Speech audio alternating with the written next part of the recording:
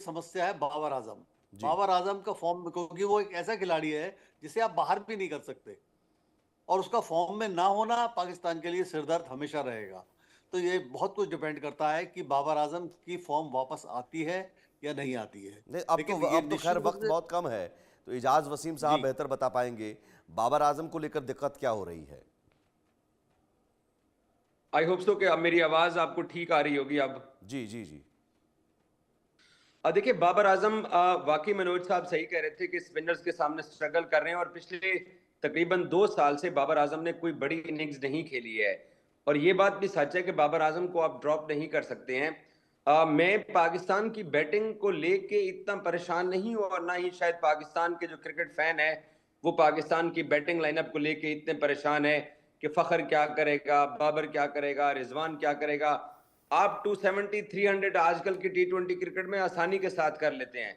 हम पाकिस्तानियों के लिए जो सबसे बड़ा इस वक्त जो परेशानी वाली बात है वो है पाकिस्तान की बॉलिंग लाइनअप, जो कि आपको आउट करके नहीं दे रही है।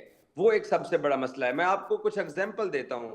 2023 के अंदर श्रीलंका के अंदर एशिया कप हुआ, जो इंडिया वनडे एशिया कप जीता, वो भी वनडे फॉर्मेट में था। वहां पर भी पाकिस्तान के बॉलर्स विकेट नहीं ले सके थे। फिर इंडिया के अंदर जो 2023 का वनडे वर्ल्ड कप हुआ, वहां पर भी पाकिस्तान अफगानिस्तान जैसी और साउथ अफ्रीका जैसी टीमों के खिलाफ 280 रन भी पाकिस्तान की बॉलिंग लाइनअप डिफेंड नहीं कर सकी थी। और अब देखिए, दो मुख्तलिफ चीजें हैं। इंडिया 4 स्पिनर्स के साथ जा रहा है मैदान में, और पाकिस्तान 4 फास्ट बॉलर्स के साथ जा रहा है। तो शाहीन शाह स्ट्रगल कर रहे हैं। नसीम शाह ने कल फाइनल में कदरे बेहतर बॉलिंग की है। हारिस रऊफ इंजरी की वजह से फाइनल नहीं।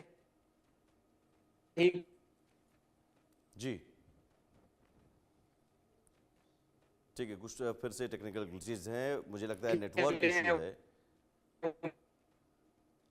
वसीम साहब, मुझे लग रहा है पाकिस्तान में कुछ नेटवर्क इशू है क्या।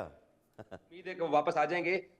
अब मैं क्योंकि स्टेडियम के करीब हूं, तो यहाँ पर जैमर हाँ, लगे होते हैं, तो वो वही कुछ लग रहा है, कुछ इशू है, बार बार आपकी आवाज ब्रेक हो रही है, लेकिन ठीक है, अब अपनी बात वगैरह हो पूरी रही कर है लीजिए, उसके इसलिए। बाद मैं जाऊंगा फिर बाकी मेहमान के पास। जी। मैं सिर्फ इतना इतना पाकिस्तान को मार्जिन देना चाहूंगा इंडिया के खिलाफ इस बड़े मुकाबले के लिए, कि पाकिस्तान शायद ड्रॉप इन विकेट है दुबई के अंदर, और दुबई में फास्ट बॉलर्स विकेटें भी लेते हैं। आपको इंडिया के 2021 के T20 वर्ल्ड कप के 2 मैचेस याद होंगे। जी। एक में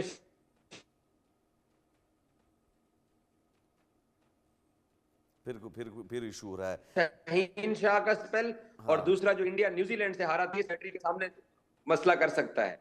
हाँ, ठीक है सर, तो कुछ नेटवर्क इशू है, मैं आपकी बात पूरी समझ गया लगभग। आपने आपने जो चिंता जाहिर की, क्या वो एक बड़ी चिंता पाकिस्तान के लिए हो सकती है मनोज जी, और ये भारत के लिए एक बेनिफिट कि वहाँ पर हमारे बल्लेबाज अगर प्रदर्शन करें, हमारे बल्लेबाजों को ज़्यादा खतरा नहीं है, लेकिन उनके बल्लेबाजों के लिए हमारे पास खतरा है, भले ही बुमराह नहीं है तब भी। देखिए, मैं तो कहूँगा उनकी गेंदबाजी भी बहुत बड़ी चिंता का सबब है, क्योंकि हमें तो शहनशाह अफरीदी, वो वाले अफरीदी याद हैं जो बहुत शुरू में विकेटें चटकाने के लिए जाने जाते थे, पहले ओवर में ही विकेट चटकाया करते थे। अब ठीक है, शुरू में मॉइस्चर होता है, आपको फायदा भी मिलता है, लेकिन स्लॉग ओवर्स में लगता है वो गेंदबाजी करना ही भूल गए हैं। आप देखिए, इतने महंगे साबित हो रहे हैं। अगर आप पहले 2 मैच देखें, तीसरा मैच तो चलो मैं फिर भी उनको एक संदेह का लाभ दे सकता हूं, लेकिन शाहीन शाह अफरीदी को देखकर लगा ही नहीं कि वो अफरीदी बॉलिंग कर रहे हैं। ऐसा लग रहा है कि कोई गली कुचे का लड़का आ गया है बॉलिंग करने के लिए। जिस तरह से कभी 25 रन खा रहे हैं एक ओवर में, कभी 20 रन खा रहे हैं, और जिस तरह से उन पर हर कोई रन बना रहा है बहुत तेजी के साथ। नसीम शाह मेरे फेवरेट बॉलर हैं, नो डाउट अबाउट इट, लेकिन वो भी नहीं चले। कल एक लास्ट मैच में जरूर उन्होंने अच्छी बॉलिंग की है, लेकिन उससे पिछले 2 मैच उनके बिल्कुल खराब गए हैं। तो अब ये बताइए कि 2 बॉलर और 1 स्पिनर, 3 बॉलर से आप मैच खेलने चले गए। कहां की प्लानिंग है भाई, ये किस तरह की प्लानिंग कर रहे हैं आप लोग। इतने टैलेंटेड प्लेयर हैं पाकिस्तान में कि मुझे समझ में नहीं आता कि जब नसीम शाह अच्छी बॉलिंग कर रहे हैं तो उनको हटा लिया जाता है और लाया जाता है एक ऐसे बॉलर को जो बॉलिंग करना जानता ही नहीं है। वो बांग्लादेश प्रीमियर लीग का हीरो था, वहां पर उनको 5 विकेट भी मिले। अब भैया, बांग्लादेश प्रीमियर लीग और चैंपियंस ट्रॉफी या ट्राई सीरीज एक बड़ा टूर्नामेंट है, दोनों की तुलना नहीं हो सकती। लेकिन वहां पर फहीम अशरफ साहब को ले आए। फहीम अशरफ क्यों टीम में है ये तो खैर पाकिस्तान के लोग ही इसका अच्छा जवाब दे सकते हैं, लेकिन मेरे हिसाब से वो डिजर्व नहीं करते हैं। उस्मान खान किस आधार पर टीम में है, खुशदिल शाह किस आधार पर टीम में है, हम जो आपकी स्कीम ऑफ थिंग्स में थे सबसे ऊपर, उन सबको बाहर कर दिया, उनमें से बारी बारी करके उनको बाहर कर दिया गया। जो स्कीम ऑफ थिंग्स में नहीं थे, साउथ शकील टैलेंटेड है, नो डाउट अबाउट इट, लेकिन वो जो है 2024 में एक भी मैच नहीं खेले, उनको टीम में वापस ले आए।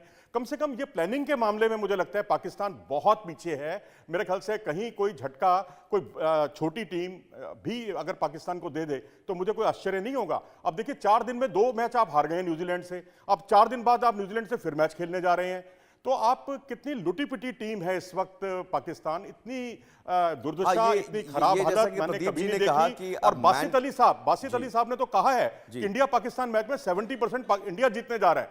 देखिए पाकिस्तान का अवाम भी जो है ना अब उससे बहुत नाराज है, वहां की टीम प्रबंधन से, वहां के सिलेक्टर से, वहां की जो नीतियां हैं उससे बहुत नाराज है मेरे ख्याल। और वहां तो विराट कोहली जिंदाबाद के नारे लग रहे थे, वो अगर हमारे पास तस्वीर है तो हम वो भी दिखाना चाहेंगे कि विराट कोहली जिंदाबाद के नारे लग रहे थे। बाबर आजम से भी नाराजगी है, वहां के खिलाड़ियों के फॉर्म से भी नाराजगी है, लेकिन इस बीच ये तस्वीर है, एक बार जरा सुना दीजिए, एक बार सुना दीजिए। ये यहाँ से कोहली की बातें भी आ रही हैं, बाबर के भी। कोहली की एक सेकंड,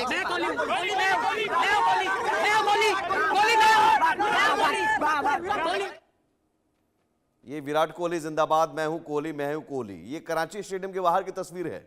आप समझिए कि बाबर आजम की बात करने के लिए कोशिश जो यूट्यूबर है वो कर रहा था, और नहीं साहब विराट कोहली जिंदाबाद, विराट कोहली।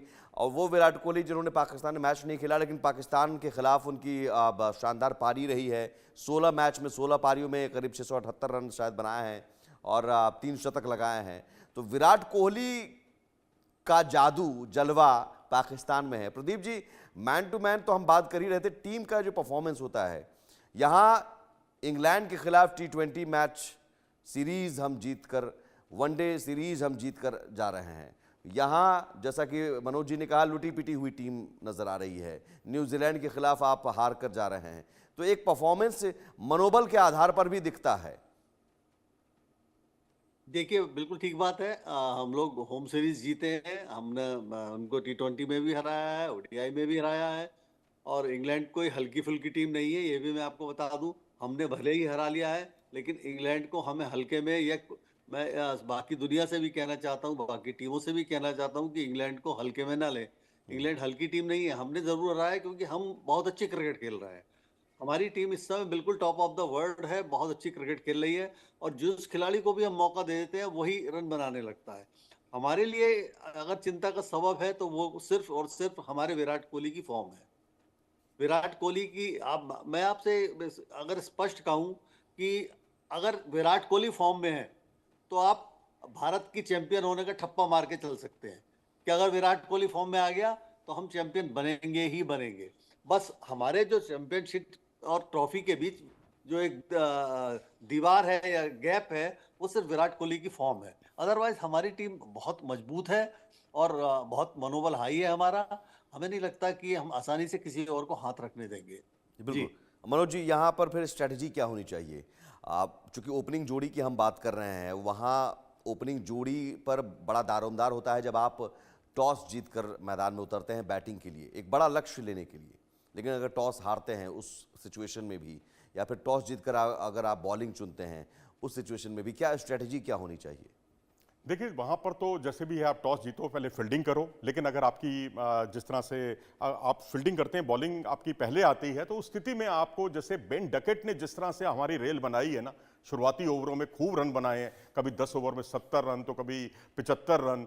तो अभी इंग्लैंड के खिलाफ रिजल्ट कुछ भी रहा हो, लेकिन ये सच है कि हम पहले 10 ओवर में पावर प्ले में इंग्लैंड हम पर हावी रहा है। तो वो जो हमारे ग्रे एरियाज हैं उन पर हमें काम करने की ज़रूरत है। अब क्या फ़खर जमान जो है, क्योंकि लेफ्टी हैं, क्या हम वाशिंगटन सुंदर को उतारेंगे उनके खिलाफ? क्योंकि जडेजा के खिलाफ तो बहुत खूब रन बनाते हैं और हमने चैंपियंस ट्रॉफी में भी देखा। लेकिन एक जो ऑफ स्पिनर होता है वो खासकर लेफ्टी बल्लेबाज के खिलाफ एक बहुत बड़ा एसेट साबित होता है किसी भी टीम के लिए। और वाशिंगटन सुंदर को तजुर्बा भी है, शुरुआती ओवरों में गेंदबाजी करने का। तो एक प्रयोग भारत कर सकता है पाकिस्तान के खिलाफ, या पावर प्ले में 10 ओवर, पहले 10 ओवर में वाशिंगटन सुंदर को अगर खिलाते हैं तो उनसे गेंदबाजी कराने का एक स्ट्रेटेजी तो ये हो सकती है। अच्छी बात यह है कि भारतीय टीम में plan A, plan B, plan C, हर तरह का के विकल्प मौजूद हैं। अब हम बल्लेबाजी की गहराई के साथ कोई समझौता करना नहीं चाहते, 8वें नंबर तक हम बल्लेबाजी रखते हैं, तो जाहिर सी बात है कि आपके पास कुलदीप यादव और वरुण चक्रवर्ती दोनों में से कोई एक ही खेलता हुआ दिख रहा है। दोनों एक साथ खेलते हुए नहीं दिखेंगे, क्योंकि अगर दोनों खेलेंगे तो आपको नंबर 7 तक ही आपके पास बल्लेबाज रह जाएंगे। तो बस ये है कि दूसरा प्लान हमारा ये है, वरुण चक्रवर्ती कुलदीप यादव की जगह जरूरत पड़ने पर खेल सकते हैं। और प्लान सी हमारा ये है कि वाशिंगटन सुंदर को, जहां लेफ्टी बल्लेबाज ज्यादा हैं, 5 बल्लेबाज, वहां शाहिनशाह अफरीदी को भी मिला लें अगर हम, तो 5 बल्लेबाज जो हैं लेफ्टी हैं उनके पास, पाकिस्तान के पास, तो उसका हम वाशिंगटन सुंदर उसका फायदा उठा सकते हैं। तो ये तो एक स्ट्रेटजी का हिस्सा है, लेकिन मुझे लगता है कि हमारी जो गेंदबाजी है, खासकर स्पिन बॉलिंग, हमारे पास बहुत विविधता है। तेज गेंदबाजी में अगर देखें तो अब देखना है कि मोहम्मद शमी और सिराज और हर्षित राणा में से कोई एक बाहर बैठेगा, क्योंकि हम 2 तेज गेंदबाज और एक हार्दिक पांड्या सहित 3 तेज गेंदबाज और 3 स्पिनर्स, 6 बॉलर्स के साथ उतर रहे हैं। तो हमारे पास एक विकल्प, एक्स्ट्रा विकल्प है।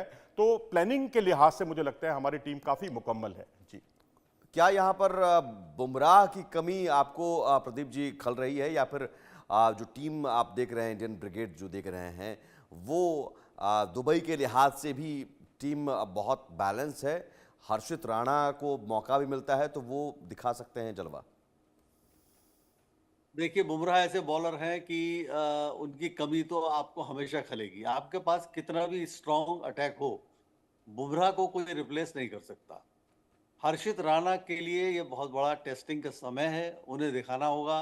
लेकिन मैं एक बात और भी कहना चाहूँगा कि जो मुझे दिखाई दे रहा है कि मोहम्मद शमी अपनी बेस्ट बॉलिंग नहीं कर पा रहे हैं। He is not in the best of his form. जो मैंने इनको इस सीरीज में बॉलिंग करते हुए देखा, वो पेनिट्रेशन मुझे दिखाई नहीं दिया उनकी बॉलिंग में। फास्ट बॉलिंग में सिर्फ हमारा जो सबसे बड़ा हथियार इस समय है वो है अर्शदीप सिंह। हर्षित राणा को अभी अपने आप को प्रूव करना है टेस्टिंग कंडीशंस में कि बड़े कंपटीशन में वो क्या कर पाते हैं। हाँ, हमारे पास स्पिनर्स बहुत अच्छे अच्छे हैं, और मुझे लगता है कि या मैं चाहता हूं कि कुलदीप यादव से पहले अगर हम वरुण चक्रवर्ती को खिलाएं तो ज़्यादा अच्छा होगा, क्योंकि हमारे पास पहले ही 3 लेफ्ट आर्म बॉलर्स हैं। अक्षर पटेल हैं, जडेजा हैं, जी, तो अगर हम एक राइट आर्म मिस्ट्री बॉलर खिला लें तो वो ज़्यादा हमें वैरायटी देगा। बिल्कुल। तो Kuldeep Yadav is equally overall good, बहुत लेकिन अच्छे देखा जाए तो पूरी टीम जो है फॉर्म में, और पूरी टीम के फॉर्म को हम ऐसे आंक सकते हैं कि जीत के बाद हम उतर रहे हैं मैदान में, पाकिस्तान की टीम हारने के बाद। वहाँ चूंकि ओपनिंग जोड़ी में ही फॉर्म को लेकर बड़ी दिक्कत है, फ़खर जमा है, लेकिन बाबर आजम को लेकर दिक्कत है। बाकी मिडिल ऑर्डर के बल्लेबाज भी ज़्यादा कुछ खास कमाल नहीं दिखा पा रहे हैं। ज़रूर रिजवान और सलमान आगा से हमें थोड़ा आगाह करके रहना होगा, बच के रहना होगा।